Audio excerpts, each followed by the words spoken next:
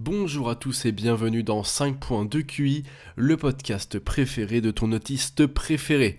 Aujourd'hui, je crois que ça s'entend, je suis bien enrhumé, ma sale race. J'en ai profité pour faire des arrêts de travail abusifs puisque nous sommes dans un pays d'assistés, alors pourquoi s'en priver? Et je profite de ce jour de repos pour préparer ce petit podcast qui portera, vous l'avez encore une fois vu dans le titre, je ne sais pas pourquoi les gens répètent leur titre, puisque si les gens ont cliqué dessus, c'est qu'ils l'ont d'abord lu, mais c'est pas grave, on part sur Cyberpunk 2077. Cyberpunk 2077, quel jeu à scandale, quel jeu qui a déchaîné les passions et déchaîné les tweets à mon avis. Et pour une fois, c'était peut-être un petit peu plus justifié, même si bon, on va revenir sur les scandales qu'il y a eu. Donc, Cyberpunk 2077 par les développeurs CD Projekt Red, les développeurs de The Witcher 3. Donc là, attention, on ne rigole plus, on est sur... Bah putain, The Witcher 3, en vrai, quand on y réfléchit en termes de succès, d'ampleur, Enfin, c'est peut-être... Moi, c'est pas forcément mes goûts à moi, mais c'est peut-être le jeu de la décennie, 2010-2020. Il est sorti en 2015, et est-ce qu'il y a eu un autre jeu qui a eu autant de succès que The Witcher 3? Je suis pas 100% sûr. Il y a peut-être Red Dead, mais honnêtement, j'ai l'impression que Red Dead est moins resté dans le temps, et qu'on parle plus de The Witcher, mais enfin bref. En tout cas, ils ont sorti l'un des plus grands jeux de tous les temps, ça c'est... Voilà, hein, c'est pas moi qui le dis, c'est les avis, et c'est le succès du jeu qui est quand même énormissime pour The Witcher. Donc évidemment, moi en plus je suis quelqu'un qui aime plus la science-fiction que le médiéval, de base. Alors, tu commences à me dire que les développeurs de The Witcher vont sortir un jeu dans un monde cyberpunk. Bah, le bureau, je le soulève sans les mains, quoi. Là, l'érection, elle est complètement phénoménale. J'ai vu les premières annonces en 2013, j'ai dit attends, mais il est hors de question que je meure avant de voir ça. Dieu merci, je ne suis pas encore mort, et du coup, j'ai pu mettre les mains sur le jeu en décembre 2020. Putain, on va même pas parler du jeu, on va s'arrêter déjà avant sa sortie. Le jeu, je crois que c'est... Alors, il me semble que c'est à l'époque où on avait encore l'E3. Putain, ça manque, ça. L'époque où on avait l'E3, ils ont annoncé le jeu à l'E3 2018 pour nous dire que ça sortirait, je crois, en avril 2020, si ma mémoire est bonne, avec Kenny Reeves qui était bourré sur le plateau. Donc là, comme des fous, on se dit putain, il n'y a plus qu'un an, à peine et demi à attendre. La folie, c'est incroyable. Et là, on se rapproche d'avril 2020. Je crois qu'on était en janvier. Et ces bâtards, qu'est-ce qu'ils nous disent? On va décaler le jeu. Bon, là, tu te dis, ah putain, un ou deux mois de décalage. Ah, ça fait chier. Non, non, on va décaler le jeu en septembre. Tu fais, attends, il y a 7 mois d'attente, je crois que c'est ça. Hein. Non, 5 mois, j'ai un doute. S'il devait sortir en avril, on a mai, juin, juillet, août, septembre. 5 mois de retard, de décalage. Là, tu fais ah, ça fait plaisir. Le jeu que j'attends le plus de tous les temps est décalé de 5 mois. Je suis heureux, ça fait trop plaisir. Enculé de merde. Ah, j'étais saoulé. Mais ok, attendons septembre. Et là, je crois qu'on arrive à l'été, entre juin ou juillet. Et là, ils nous font quoi? Euh, Excusez-nous, on a eu un petit peu de mal à finir le jeu. Euh, Ça sortira fin novembre. Ta grand-mère la pute. Putain. Oh, quand ils ont annoncé ça, j'ai cru que j'allais sauter de... En fait, j'allais sauter de la baie vitrée de mes parents, parce que je vivais chez mes parents à l'époque. Le problème étant que sauter de la baie vitrée, ça fait juste un peu mal. T'es pas sûr de mourir sur le coup, quoi. Surtout qu'elle est évidemment au rez-de-chaussée. Donc, du coup, on attend fin novembre. En octobre, on nous dit c'est bon, le jeu est gold. Pour ceux qui savent pas, le jeu est gold, ça veut dire que ça y est, il est fini et il commence à être gravé sur les CD. Donc là, plus de retard possible. C'est terminé. Là, ça y est, le jeu est en production, on n'a plus rien à attendre, on n'a plus qu'à attendre la date et c'est parti, quoi. Normalement, aucun jeu gold dans l'histoire, je crois, n'a été repoussé de mémoire. Donc là, on se dit ça y est, c'est la bonne. Je crois que c'est 29 novembre de mémoire, on va l'avoir. Et là, qu'est-ce qu'ils nous annoncent? Je crois que c'était fin octobre. Oui, excusez-nous, voilà, c'est CD Projekt Red, le studio polonais. voilà, on a été envahi par l'Allemagne. Ah oui, non, ça c'est pas la bonne, non, c'est pas la bonne époque, excusez-moi. On a eu du retard sur le jeu. Euh, Bah en fait, même s'il est gold, on va le repousser encore de 3 semaines. Je crois que c'était un truc genre 3 semaines. Il me semble qu'il est sorti le 10 décembre, alors qu'il devait sortir le 29 novembre, enfin c'était un truc comme ça. Et là on fait non mais là, franchement j'ai tout pardonné au bout d'un moment, j'ai accepté les retards, tu vois. Mais là je dis non mais, sérieux, vous êtes en train de graver le CD, mais non, on va le repousser encore jusqu'au 10 décembre. Putain, j'avais la haine. Ah, ça cassait les couilles. Putain, non mais attends, on passe de mi-avril à mi-décembre. Pff, putain la vache. Non mais sans déconner, mais je crois, le seul truc qui a autant de retard, franchement ça doit être l'âge mental de Danny Heras quoi. Vraiment, je pense qu'il y a rien d'autre au monde n'a plus de retard que ça. C'est impressionnant. Et le développement et le développement de l'hygiène en Inde aussi, ça prend beaucoup de temps quand même. Putain. Enfin voilà. Bref, on a attendu le jeu comme des porcs, on n'en pouvait plus depuis 2018, depuis l'annonce, on a attendu 2 ans entiers, 2 ans et demi entiers, avant d'avoir le droit à la sortie du jeu. Donc moi j'étais comme un fou. Alors là, le 10 décembre, t'inquiète pas, c'est l'un des seuls jeux que j'ai précommandé. Il était prêt sur l'ordi. Le jour de la sortie, je me saignais dessus. Et, euh, et donc voilà, bah, ça c'était pour la pré-sortie. Maintenant, bah, parlons du jeu en lui-même. Donc je le démarre. Franchement, j'ai acheté le jeu sur un PC qui était déjà balèze. J'avais un PC, en fait, j'avais la plus grosse. C'est pas pour vous vanter, hein, c'est bon. Justement, j'ai pas l'âge mental de Danny Heras, donc je me vanterai pas d'un truc aussi bébête. J'avais la plus grosse carte graphique de l'époque, en tout cas au niveau du gaming. J'avais, pour ceux qui connaissent, la 2080 Ti. Donc vraiment j'étais prêt, tu vois, j'étais prêt à faire tourner le jeu sans aucun problème. Et donc pour moi, disons pour moi, le lancement du jeu, ça a été. Alors j'ai bien vu qu'il y avait des pertes de FPS à certains endroits et tout, mais ça a été. Le jeu marchait relativement bien. Bon, il y avait des mecs qui téléphonaient avec du vent. T'avais des typos. Allez, toutes les 5 heures, j'avais une typose d'un mec dans un bar qui était, qui était immobile en train de te regarder les bras écartés. Bon, rien de fou en fait, rien de qui te freine, qui te donne pas envie de jouer au jeu en fait, hein. J'ai kiffé ma race. Pour moi c'était cool, je vais évidemment donner mon avis après.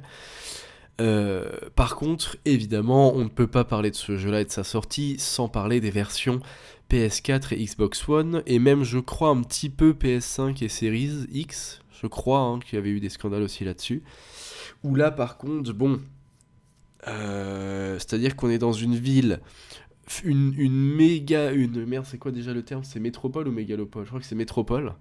Une énorme métropole, une énorme ville futuriste avec des buildings qui font minimum 100 mètres de haut chacun.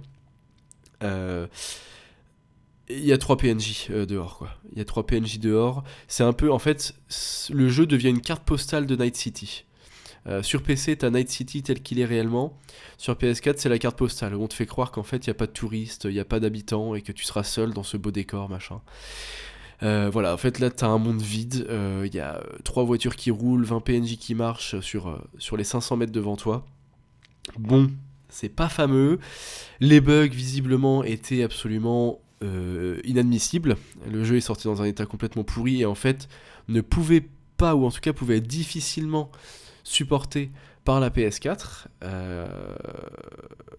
et la Xbox One. Donc ça a fait un énorme scandale, le jeu s'est fait défoncer, je crois il y a eu des trucs genre sur certains sites, ils lui mettaient par exemple 17-18 sur la version PC parce que évidemment, ces petits malinous de développeurs ont envoyé des clés pour la version PC aux testeurs, ils n'ont pas envoyé les versions console. Donc t'as les tests des versions PC qui sont sortis avec des 17, 18, 19 sur 20.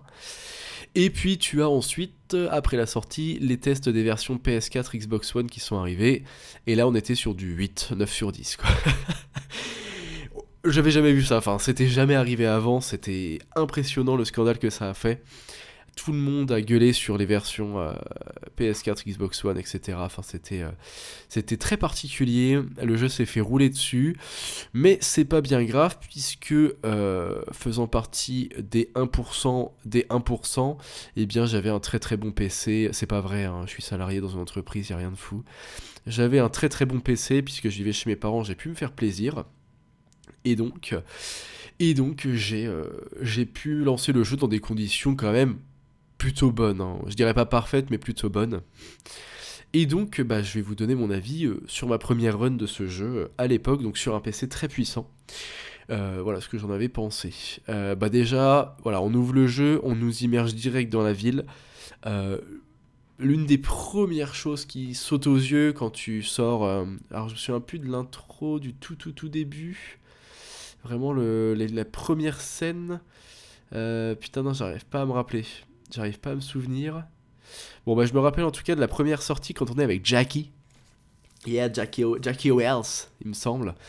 Quand tu sors dehors et que t'arrives sur l'espèce d'énorme place avec énorme... Alors putain sur PC là par contre il y avait énormément de population, hein. C'était comme dans la vidéo trailer d'annonce là. Une foule de personnes qui se promènent dans la rue. Des voitures à droite à gauche, des stands, des vendeurs de trucs, des stands pour faire des nouilles instantanées. Mais vraiment, un niveau de détail immense.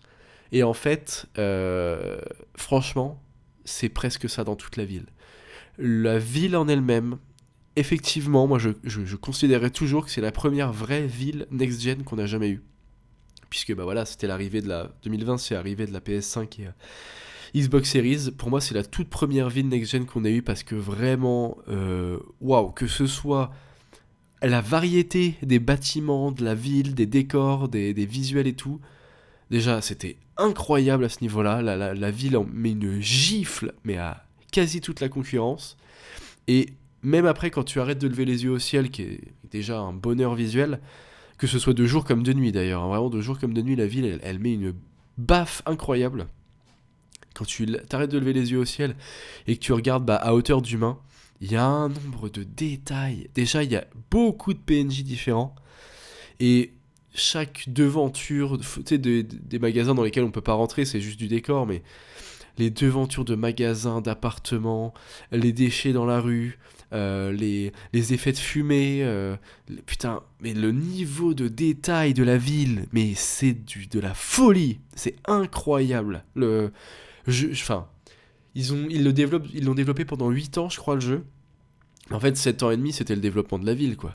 Vraiment, et je me rappelle de trucs, mais je sais même pas en fait comment ça pouvait ne serait-ce que tourner à peu près sur PS4 quoi. C'est impressionnant. Tous les petits recoins de rue, tout est hyper animé. Il y a énormément de PNJ sur PC encore une fois.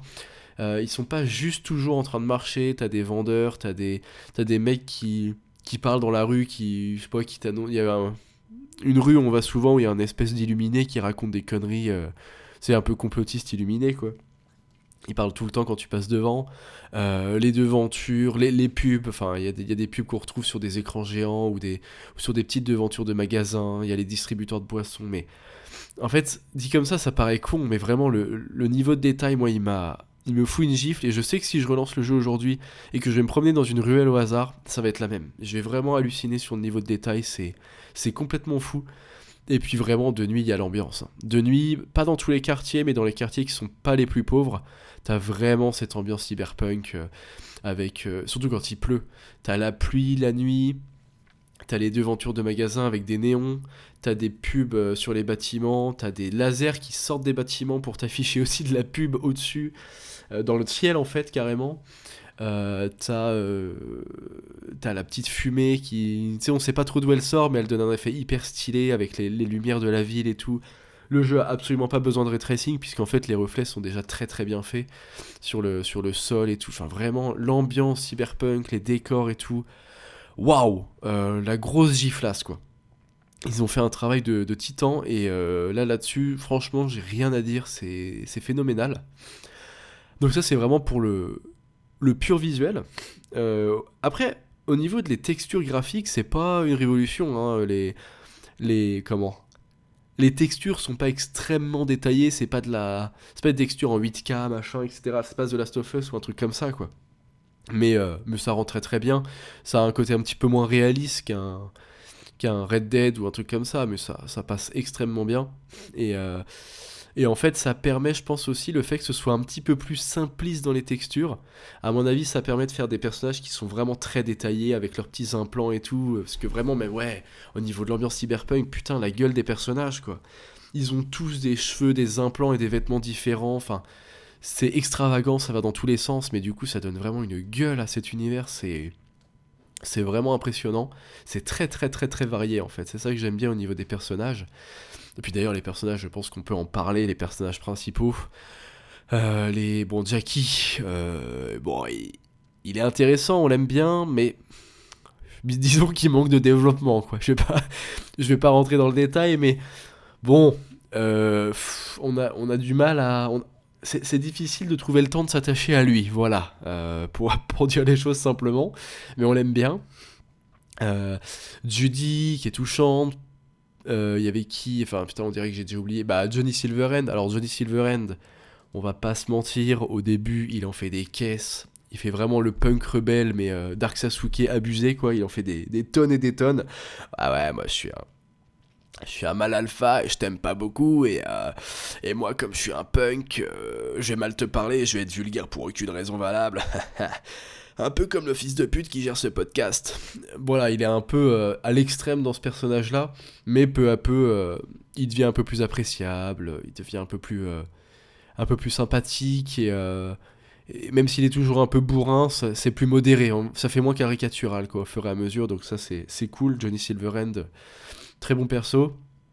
Les persos secondaires, bon, Judy, j'en ai parlé vite fait. Bah, Panam, évidemment, Panam, le sang de la veine, mais enfin, enfin, surtout le sang de la verge, hein, on va pas se mentir. Panam, évidemment, que ça a été ma relation romantique dans la partie, parce que bon, si tu veux, ok, les textures sont pas extrêmement précises, mais alors la modélisation du cul de Panam, là, on est sur du The Last of Us 8, hein, ou du Red Dead Redemption 4.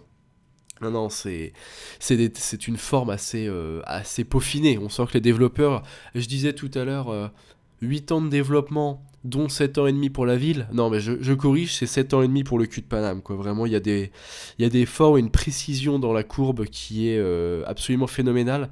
Je me demande s'ils n'ont pas appelé vraiment des mathématiciens et des ingénieurs pour vraiment faire la courbe parfaite. Félicitations à eux.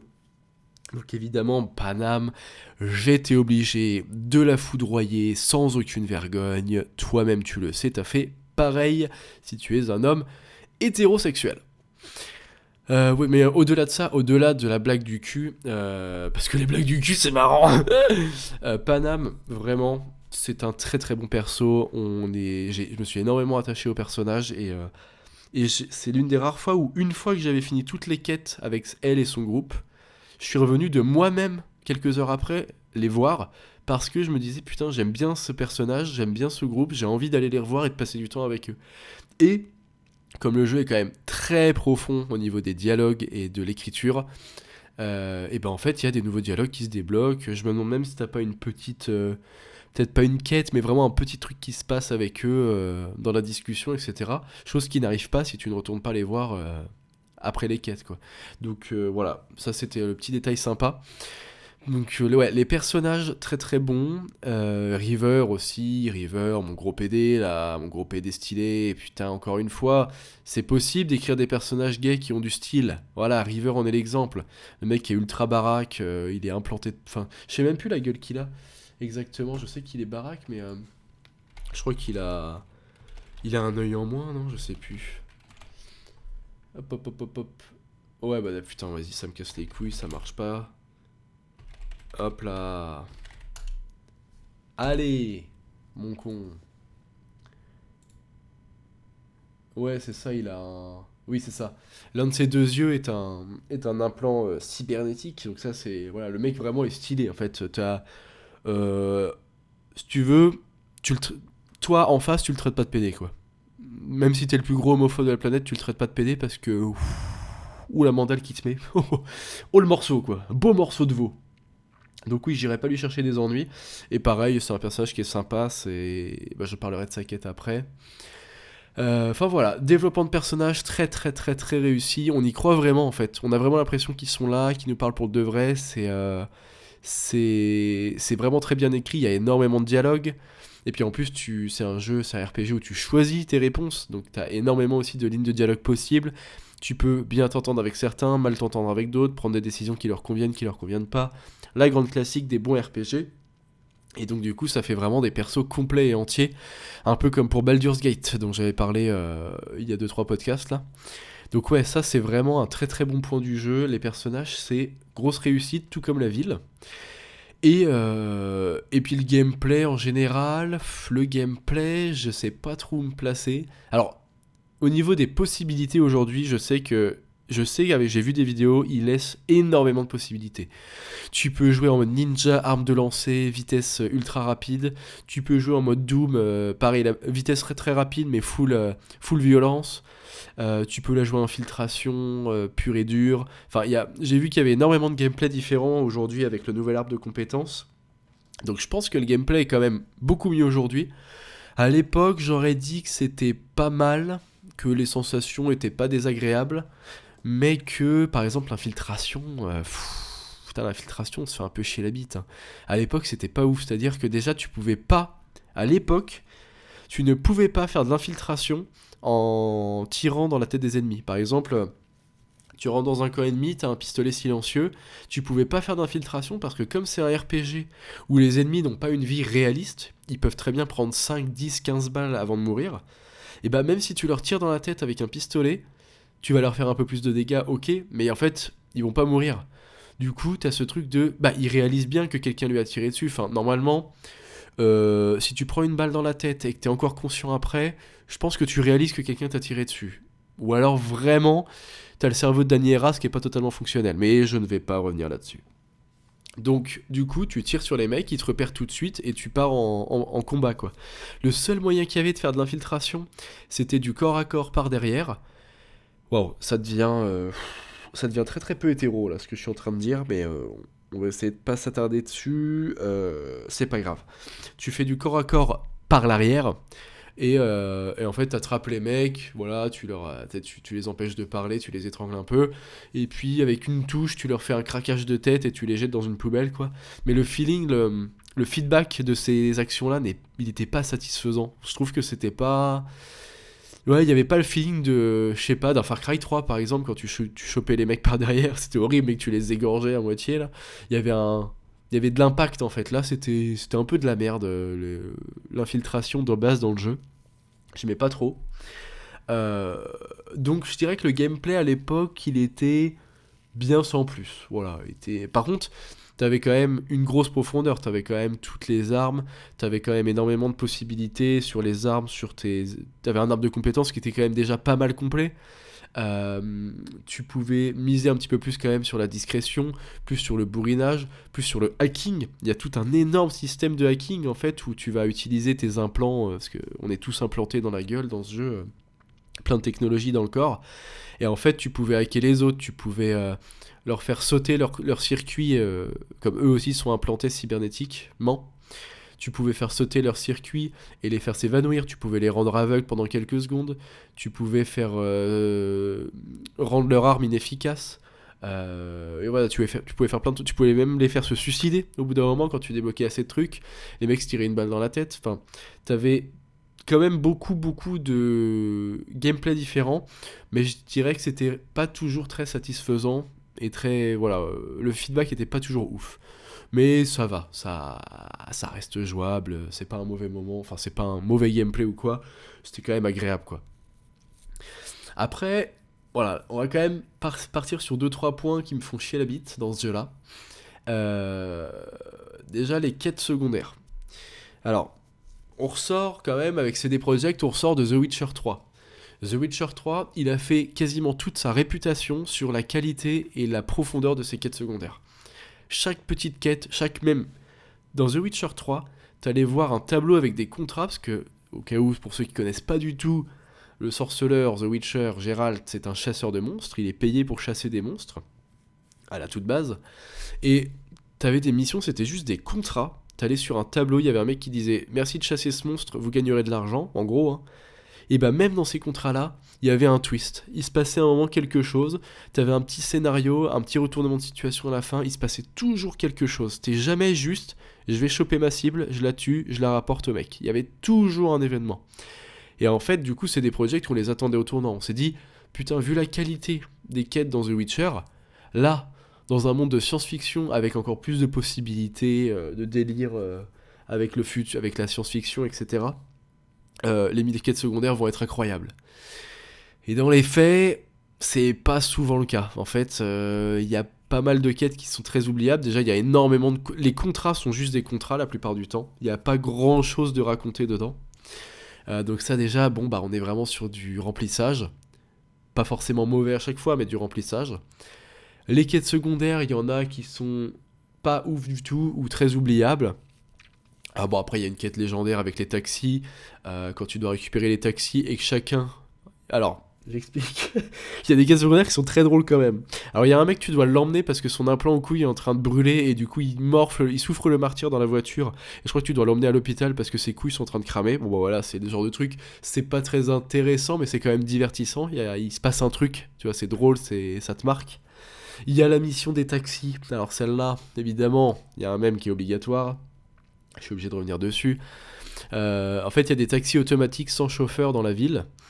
Et en fait, la société de taxis, elle en a 5 ou 7 qui déconnent. Et du coup, tu dois aller les récupérer et les ramener à la société pour qu'ils les réparent, quoi. Tu dois aller chercher dans les 4 coins de la ville les taxis qui déconnent pour les aider. Et en fait, les taxis, à chaque fois, ce qui fait qu'ils déconnent, c'est qu'ils ressentent une émotion à la con. Il y a un taxi qui est dépressif, qui se fout devant je crois de mémoire, qui se fout devant une falaise et qui veut s'y jeter parce qu'il veut se tuer. Il y a un taxi qui est en colère, qui est énervé pour je sais plus quoi, et tu dois le calmer et le ramener aussi. En fait, c'est des animaux, les taxis, quoi. Enfin, des enfants. Bon, après, les animaux et les enfants, c'est un petit peu la même chose, hein. Dans tous les cas, Libération tape dedans. Donc, du coup, t'as ces taxis à aller chercher. Et t'en as un, évidemment, qui est légendaire, qui se fout de ta gueule, en fait, qui veut t'humilier un peu. Alors, je sais plus exactement ce qu'il fait, mais à un moment, je crois qu'il essaye de t'écraser. Et tu l'entends faire « Tut, fils de pute !» Alors ça... Celui-là, il était légendaire, c'est devenu un mème. Très très drôle. La mission des taxis, franchement, tu vois, c'est du bon remplissage. C'est-à-dire que c'est vraiment juste aller chercher des taxis dans les 4 coins de la carte et les ramener. En soi, c'est plutôt facile, j'imagine, à mettre en place comme mission. Mais à chaque fois, il y a une petite surprise, un truc drôle et qui t'attend, et ça, c'était quand même cool. Autre exception, on va croire que du coup, j'adore toutes les quêtes secondaires, mais vas-y, parlons des choses qui sont positives quand même. Il y a 2 quêtes, moi, dont je me rappelle particulièrement. Il y a, oh là, petite morve. Merveilleux. L'enquête avec River, justement, cette grosse tantou stylée. L'enquête où il y a une espèce de ferme glauque avec des animaux, des enfants. Bah, tiens, justement, oh le lapsus 2 fois de suite, décidément. Donc, oui, il y a des animaux, je crois, qui. Non, putain, je vais y arriver. Merde, mais quel autiste. Putain. Il y a des enfants qui sont enfermés dans une ferme, mais on le découvre au cours d'une enquête qu'on fait avec eux, avec River. Et voilà, il y a tout un scénario glauque derrière sur ce qu'ils font aux enfants, machin. C'était vraiment une mission qui était... La mise en scène était bonne, enfin, ça montait en tension.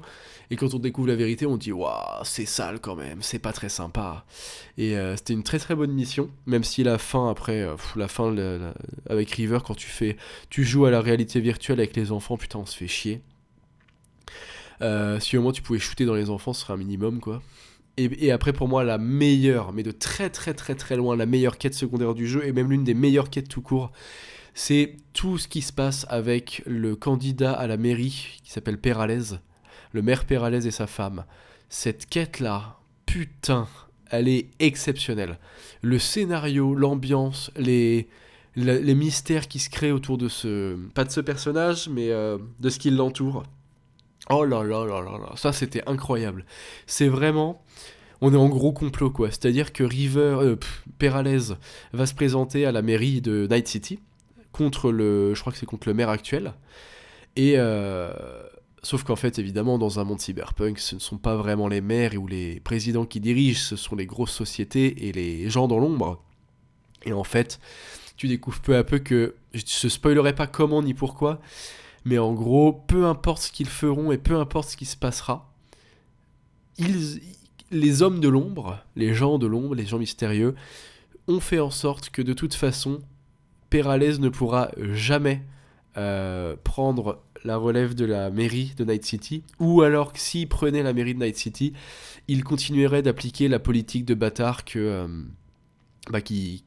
y a dans ce monde depuis longtemps, puisqu'évidemment, Cyberpunk, c'est un monde complètement dystopique et défaillant. Et en fait, Peralez, lui, il est plein de bonnes intentions. Il a l'intention de prendre la mairie pour rétablir un peu d'ordre et d'équilibre dans tout ça. Mais en fait, tu découvres, et je ne dirai pas pourquoi, parce que vraiment, la découverte, elle est trop bien. Qu'en fait, peu importe ce qu'il fera, peu importe, même s'il a la mairie, bah non, c'est mort. Night City est voué à...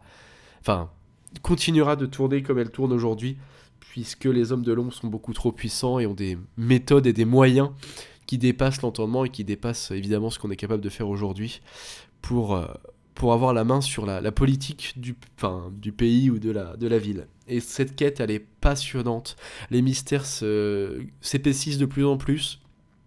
Quand tu découvres ce qui se passe, déjà quand tu découvres la pièce qu'il y a dans l'appartement de Peralez, pour ceux qui savent, putain, déjà tu fais oula, c'est pas censé être là, ça c'est bizarre et tout. Ah putain, cette quête, elle est incroyable. C'est une de mes quêtes préférées, tout jeu vidéo confondu, elle était formidable. Donc voilà, je parle quand même de ces deux quêtes, ou ces trois quêtes, parce qu'elles sont vraiment bien. Mais en dehors, bon, les quêtes secondaires, tu vois, je me souviens d'aucune autre en fait. Là, comme ça, il y en a aucune qui me vient, quoi. C'est pas à la hauteur de The Witcher 3 en fait. C'est ça qui est dommage, c'est que oui, ils ont fait énormément d'efforts sur certaines, mais la majorité sont quand même assez oubliables. Ah, après il y a la quête avec le prisonnier qui veut sa rédemption mais qui l'a pas là, etc. Ça aussi, c'est vrai qu'elle était pas mal. Alors il y a des bonnes quêtes. On va dire moite-moite. Il y a des quêtes secondaires qui sont vraiment pas mal et d'autres qui sont un peu oubliables. Voilà, c'est mi-figue mi-raisin comparé à The Witcher où c'était tout le temps banger absolu. Là, voilà, c'est coup-ci, coup-ça, mais il y a des très bonnes choses. Qu'est-ce que je m'étais noté par rapport à ce jeu Ouais, puis là, alors là, par contre, on va s'attaquer. Pour moi, c'est le plus gros défaut du jeu.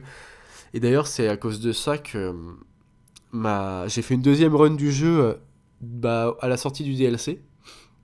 Je me suis lancé dans une deuxième run. Et en fait, déjà, j'étais lassé du gameplay. En fait, je me suis vite rendu compte que j'étais plus trop passionné par le jeu en lui-même, son gameplay et tout. Et, euh, et même avec le DLC qui est bon, hein, c'était pas mal du tout, le côté un peu espionnage, la nouvelle zone de la carte, l'hôtel avec la mission de l'hôtel avec le jeu, je sais plus, l'espèce de jeu de la roulette, je sais plus quel jeu on fait, si c'est la roulette ou un autre, mais dans l'espèce de casino et tout, un peu sous tension. Enfin voilà, il y avait des bonnes choses quand même dans le DLC. Mais, en fait, déjà, ouais, j'étais lassé du gameplay. Et ce qui m'a saoulé très vite, ça m'avait déjà saoulé dans ma première run, mais alors dans la deuxième, vraiment, j'ai pas supporté. C'est en fait l'absence totale de mise en scène. C'est trop chiant, c'est-à-dire que le jeu, oui, ok, il est en FPS, mais en fait, il y a des jeux genre Deus Ex. Deus Ex, t'es en FPS tout le temps quasiment quand tu joues. Mais quand tu parles avec des PNJ, il y a au minimum du champ contre champ. Voilà, il y a au moins ça. Et ça rend le truc vivant, ça t'attache plus à ton propre personnage, il se passe un truc, c'est plus parlant en fait, c'est plus cinématographique, ça rend mieux. Là, dans Cyberpunk, t'es 100% du temps en vue à la première personne, sans coupure, sans changement de caméra, sans truc comme ça. Et en fait, du coup, ça rend les discussions mais chiantes. Les discussions, en fait, t'as les discussions qui sont vraiment très importantes pour le scénario du jeu, ok, t'es dedans. Par contre, dès que ça baisse un peu en intensité, dès que tu es sur des conversations qui sont un peu moins dingues, et c'est évidemment 80-90% des conversations du jeu sont pas légendaires, c'est normal, c'est plutôt classique la plupart du temps. Mais du coup, dès que tu arrives dans ce classique, tu te fais chier. Mais tu te fais chier comme un rat mort parce que t'as jamais de changement de caméra, t'as pas du tout de mise en scène.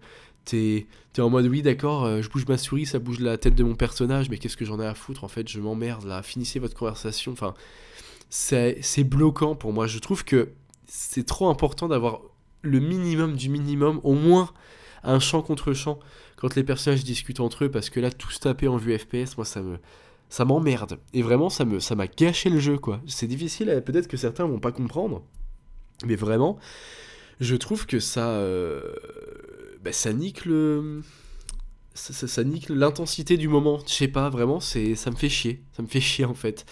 Oui, ok, c'est immersif. Oh là là, on se croit vraiment à la place du personnage, mais en fait, l'immersion à tout. Tu vois, Deus Ex, c'est un jeu qui est extrêmement immersif.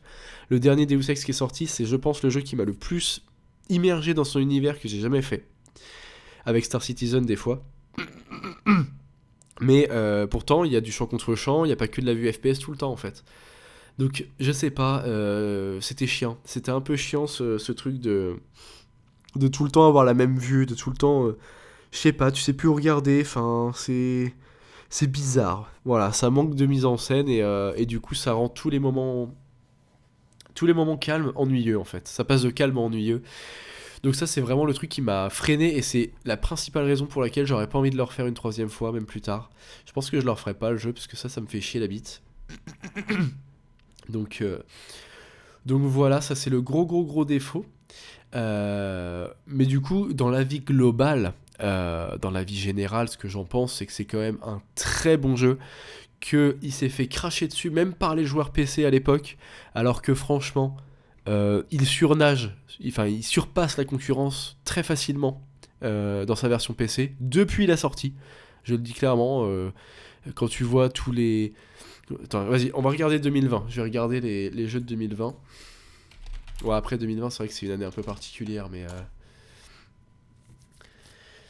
Ah ouais, bon, il y avait des bons jeux. Mais... Prenons... Bon, déjà, il y a Warzone, voilà, super. Warzone, Resident Evil 3, Watch Dogs Legion, hein, voilà. On n'en parlera pas. Euh, il y avait Assassin's Creed Valhalla, je crois aussi, donc laisse tomber. Il y a Final Fantasy VII Remake. Ouais, ok, enfin, au niveau du gameplay, c'est quand même un jeu qui a des années de retard. Ghost of Tsushima, j'en ai déjà parlé, c'est pas non plus dingue. Donc si, Cyberpunk 2077, il est dans le top de l'année, il est dans les très très bons jeux de l'année en fait, il n'y a pas débat. Et même de manière générale, c'est un excellent jeu qui fait mieux que la plupart de ses concurrents. Donc ça m'a cassé les couilles d'entendre des joueurs PC cracher dessus. Les joueurs PS4, Xbox One et tout, je comprends, mais les joueurs PC, vos gueules en fait, enfin... Vous jouez à quoi le reste du temps? Oh, ne me dites pas que vous jouez au Soul. On va pas revenir là-dessus. Ne me dites pas que vous jouez qu'au From Software parce qu'on va pas, on va se battre. On va se battre et en général, vu le physique que vous avez, même si je suis pas un go muscu de fou, je pense que je vous encule parce que clairement, il suffit de vous faire rouler. En fait, c'est très simple. Si tu te bats contre un fan de From Software, il suffit tu le pousses. Il tombe, et après tu le fais rouler jusque dans un fossé, il peut plus se relever, fin de l'histoire, hein. C'est pas compliqué, hein. Autant les mecs ils maîtrisent des combats très compliqués dans leur jeu, autant dans la vraie vie il n'y a pas trop de difficultés, hein. Donc voilà, je dévie complètement. Mais bref, très très bon jeu. Franchement, bah, évidemment, avec toutes les mises à jour qu'il y a eu aujourd'hui, il est à faire. Il est vraiment à faire. C'est quand même hyper... Enfin, oui, je me perds dans mes mots, mais en gros, déjà qu'il était bon à l'époque, aujourd'hui, avec toutes les mises à jour, tous les gameplays possibles, toute l'optimisation qui a eu lieu sur le jeu, parce qu'il y a une vraie optimisation qui s'est faite dans le temps, hein. Là, il tourne beaucoup mieux. À faire, c'est vraiment à faire, ne serait-ce que pour la quête du maire Péralez. C'est vraiment juste pour ça. Faites-la. C'est quand même très très bon. Et puis, bah, vous aurez encore. Je sais même pas s'il y a eu un monde ouvert meilleur que celui-ci depuis la sortie de Cyberpunk. Est-ce qu'il y a eu un monde ouvert meilleur? En tout cas, plus impressionnant? Je suis pas sûr. Il y en a qui vont me dire Elden Ring, mais non. Elden Ring, c'est très. Il y a des décors. Il y a certains décors qui sont à tomber par terre. Ça, alors là, il n'y a rien à dire. Mais déjà, techniquement, c'est moins beau. Au niveau de la technique et des graphismes, c'est moins beau.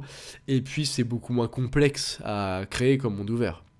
Celui de Cyberpunk est beaucoup plus détaillé, beaucoup plus complexe, beaucoup plus précis. Donc, non, il n'y a pas débat.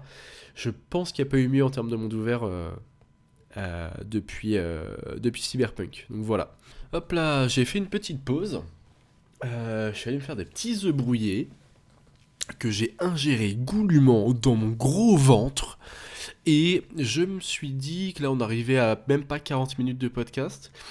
Je pense que je vais faire un aparté quand même sur un autre jeu Cyberpunk dont j'ai parlé dans la vidéo. qui ne fera pas l'objet d'une vidéo entière parce que ça fera pas de vues. Les gens ne cliqueront pas dessus, puisque c'est un jeu que pas beaucoup de gens ont fait malheureusement, qui a un peu floppé, alors que je le trouve absolument brillantissime. C'est un certain Deus Ex. Deux sexes. Certains devraient apprendre qu'il n'y a que deux sexes et que deux genres, mais ce n'est pas grave. Il n'y a n'importe quoi. Deus Ex Mankind Divided, qui est le dernier Deus Ex sorti à ce jour, qui a pas mal d'années maintenant. Je pense que ça doit être du 2017-2018. Hop là, un petit héros. Ah bah les yeux brouillés, hein. Hop. Deus Ex Mankind Divided. Putain, j'aimerais bien juste avoir la date, s'il vous plaît. 2016. Il est sorti en 2016. Alors, ce jeu, soyons très clairs. Bon, déjà, c'est du cyberpunk plus mesuré, on va dire. Il est moins... Bon, déjà, l'ambition du jeu est plus petite que Cyberpunk 2077. C'est pas du tout la même durée de vie, la même taille de map, le même... voilà, on est vraiment sur un quart de Cyberpunk, hein, à peine, en termes de contenu. Alors, par contre, je vais dire un truc, attention, ça va... Il y en a qui vont être outrés et fâchés, mais je pense que je préfère Deus Ex Mankind Divided à Cyberpunk 2077. Deus Ex, je ne connaissais pas du tout la série, hein, j'ai jamais joué aux autres. Je n'ai joué qu'à celui-là, mais j'ai découvert un jeu qui est d'une immersion. Il y a un level d'immersion dans Deus Ex, mais alors, je rêve d'avoir ce jeu en grande... Le même jeu, mais en grande map, grande ampleur, quoi. Ce serait mon meilleur jeu de tous les temps. Deus Ex, en fait, on est aussi sur ce concept de monde ouvert et mission, principale, secondaire, etc. Sauf que tout est dans une échelle beaucoup plus petite. On est dans une toute petite carte qui se traverse à pied en 5 minutes. Vraiment, hein, c'est très très petit. Il y a beaucoup moins de missions, beaucoup moins de quêtes secondaires. Le jeu peut se terminer, je pense, Allez, je pense qu'avec toutes les quêtes secondaires et tout, en 30 heures c'est bouclé, peut-être 25 même. Donc c'est vraiment un petit jeu. Mais alors, tout est passionnant. Le scénario, je me rappelle pas tout parce que ça fait longtemps que je l'ai pas refait, mais le scénario est plus terre à terre et plus... On va dire qu'on a plus de facilité à s'identifier à ce qui se passe dans l'histoire puisque c'est plus réaliste que Cyberpunk. Ça va moins dans des délires informatiques, de matrices, de murs noirs, de trucs, voilà, trucs comme ça. On est beaucoup plus terre à terre. On est vraiment sur des trucs de conflits entre des pays, des armées, des trucs comme ça, des attaques terroristes. En fait, ouais, c'est ça. On lutte contre un groupe terroriste qui fout la merde, machin, qui a ses objectifs. Ah putain, mon nez, merde. Allez, c'est parti pour le meilleur moment. Bah, de toute façon, j'avais dit, je suis enrhumé. Hein. Alors, quelle couleur aujourd'hui? Jaunâtre, nickel, parfait. Ça sera mes prochains œufs brouillés. Donc, ouais, on est dans un truc d'organisation terroriste qui a ses objectifs et qui fout la merde. On incarne Adam Jensen, le héros, qui travaille dans une sorte de CIA, un peu, un truc du même genre, qui va devoir réaliser plusieurs missions pour démanteler ce réseau terroriste.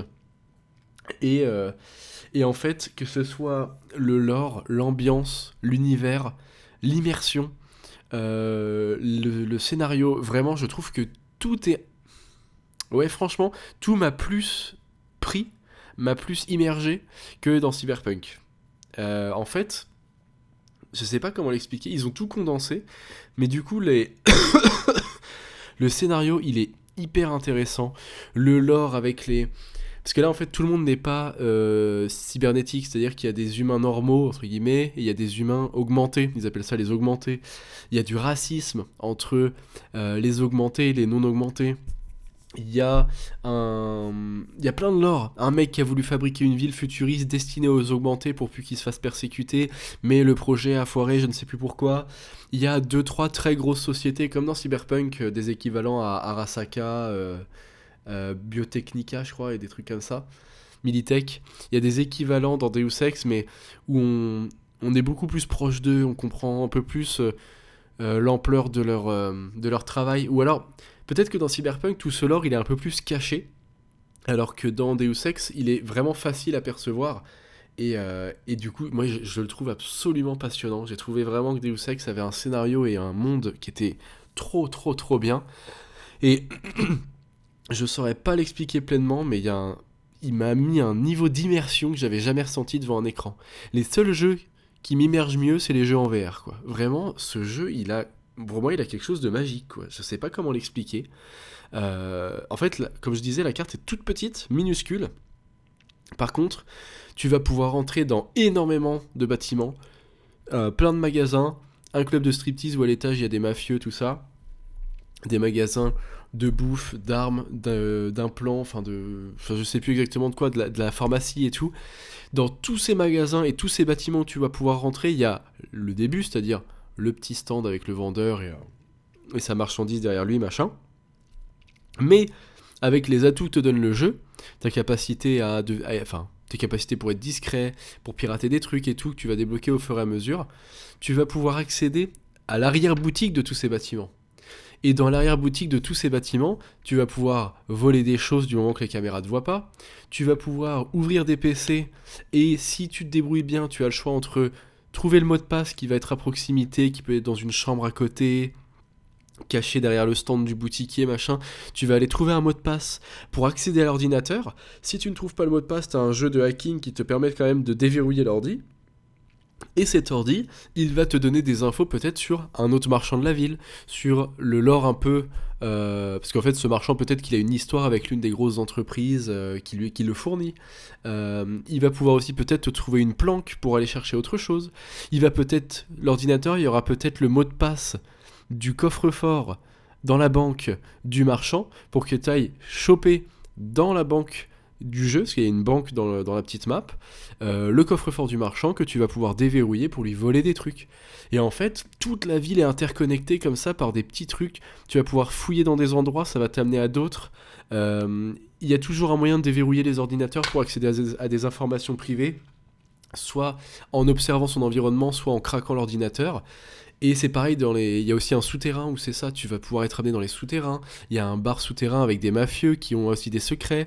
Enfin, toute la ville est interconnectée comme ça et je trouve ça brillant. Tu peux rentrer dans énormément d'endroits, tu peux hacker énormément de périphériques pour accéder à énormément d'informations et ça te crée un monde mais qui est tout petit mais fascinant. C'est trop trop bien, je sais pas comment l'expliquer mais vraiment Deus Ex c'était génialissime. J'ai adoré ce jeu, putain c'était trop cool. La banque, c'était un truc de fou. La banque, t'as une mission ou deux à l'intérieur qui vont te faire explorer un peu la partie émergée de l'iceberg de la banque. Mais par contre, si t'as envie, tu vas pouvoir aller fouiller les étages inférieurs. Tu vas pouvoir accéder, grâce à des informations que tu as récupérées dans la ville, à des coffres-forts cachés dans les gros souterrains, genre à l'étage -8 de la banque. Tu vas accéder à des énormes souterrains où se cachent les coffres-forts, non pas de marchands ou de trucs comme ça, mais des coffres-forts des grosses entreprises qui sont les Arasaka et les trucs comme ça de ce monde-là. Et donc du coup, juste par ton exploration, tu vas découvrir des indices, des éléments qui te font penser que tu vas pouvoir aller dans la banque et ouvrir ces coffres-forts grâce à des cartes que tu as trouvées par toi-même et accéder au loot le plus important du jeu. Mais tu as aussi énormément de coffres-forts cachés dans la banque qui sont qui sont pas forcément cachés mais qui vont être plus faciles d'accès. Mais ça va être les coffres-forts de gens au hasard, mais tu vas pouvoir discrètement éteindre les caméras, faire gaffe aux gardes, déverrouiller les casiers, enfin les coffres-forts, récupérer de l'argent, des ressources machin. Et tout ça, le jeu te dit, mais on a posé la banque là, on a dispatché à droite à gauche dans la map des ordinateurs qui peuvent contenir des informations en lien avec cette banque, et plein d'autres choses, et à toi de te débrouiller. On te donne pas de guide précis, tu te fais juste plaisir, et comme la map est toute petite, c'est pas non plus le bout du monde en fait de trouver les différents ordinateurs, de trouver les différents codes. T'es pas dans GTA, tu dois pas parcourir toute la map pour aller choper ça, tu vois. C'est vraiment une petite map où tout vit, tout a un sens, tout est là pour une bonne raison, tout a un lien avec autre chose, et c'est génial. C'était vraiment trop trop trop bien. Et en plus, le gameplay du jeu, c'est un jeu où tu as énormément de possibilités d'approche, comme dans Cyberpunk. Tu vas pouvoir la jouer bourrin, tu vas pouvoir la jouer discret assassinat, ou discret sans tuer personne, sans assommer personne. Tu vas pouvoir soit hacker les caméras, soit les contourner. Tu vas pouvoir passer par l'entrée principale en la craquant, ou alors par les petites voies d'aération, bouches d'aération, je crois que c'est ça. Les trucs de ventilation du bâtiment. Tu vas voir, en fait, tout le jeu te laisse tout le temps énormément de possibilités pour arriver à tes fins et te laisse découvrir par toi-même son lore, mais pas à la Elden Ring, pas à la Dark Souls. Genre, t'as juste à lire pour comprendre le lore, t'as pas à décrypter des objets et des énigmes qui n'ont aucun sens, t'as juste à lire, c'est pas plus compliqué que ça. Et voilà, et tout ce monde a une cohérence de fou. J'ai du mal à mettre des mots précis, je pense que je suis un peu vague dans ce que je dis, mais vraiment, c'est un jeu qu'il faut absolument faire, même si vous allez être extrêmement frustré, puisque le scénario est, comme je l'ai dit, passionnant, mais en fait, le jeu a un problème, c'est qu'il se coupe, mais genre en plein milieu, quoi. Il se coupe en plein milieu de l'histoire, et aujourd'hui, comme le jeu a floppé, on n'a pas de suite, et alors ça, c'est horrible, et je pense que juste avec cette phrase, plus personne ne va vouloir y jouer. Ça me fout la haine, mais franchement, essayez-le. Et là, je suis en train de voir, il coûte 5 € je crois, sur Steam. C'est génial. C'est vraiment un jeu qui... C'est unique. Je n'ai pas un seul jeu qui lui ressemble dans ma tête, quoi. Cyberpunk, Cyberpunk lui ressemble avec beaucoup plus de budget et d'ambition, mais il n'y a pas ce niveau de détail. Comme la map est énorme, on a un petit peu moins ce truc de choses interconnectées, quoi. Voilà, c'est difficile à décrire, mais... ce jeu, il faut le faire.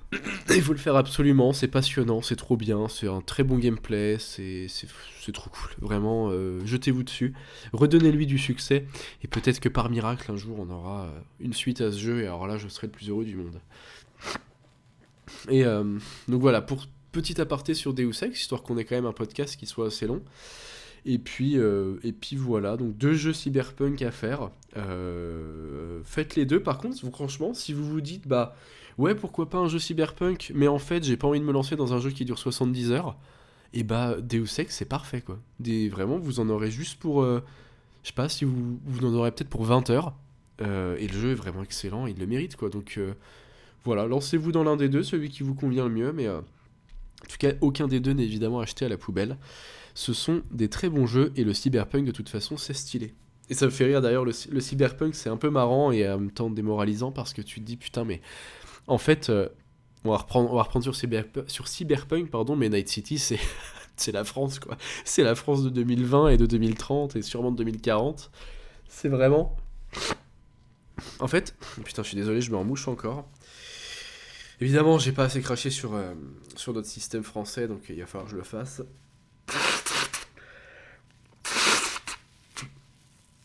Voilà, en fait, un bon podcast, un bon 5 points de QI. Je crache sur From Software, je crache sur le gauchisme et sur la politique française. Donc j'ai déjà fait les From Software, là il va falloir que je parle de la France. En fait, Night City, c'est tous les défauts de la droite et de la gauche réunis. C'est-à-dire que on a tous les défauts que peut avoir la droite, genre les riches deviennent encore plus riches et soi-disant, évidemment il y a des choses, mais en fait, les dérives de la droite, c'est des riches qui sont infiniment riches et des pauvres et des classes moyennes qui ne font que chuter et avoir de moins en moins de pouvoir d'achat et d'être dans la merde, quoi. C'est vraiment creuser l'écart énorme entre bourgeoisie, pauvre et même classe moyenne qui devient pauvre. Voilà, c'est clairement Night City, c'est la France de demain à ce niveau-là, parce que on a aussi les dérives catastrophique aussi de la gauche.